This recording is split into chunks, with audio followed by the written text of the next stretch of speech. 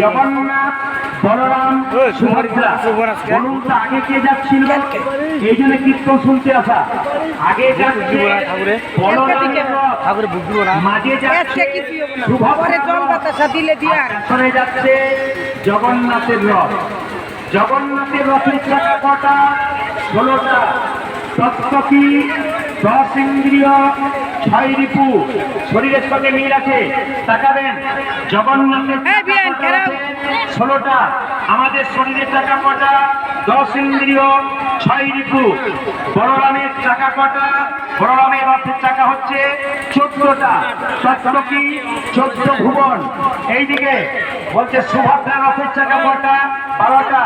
12টা তত্ত্ব কি? 12টা মাস।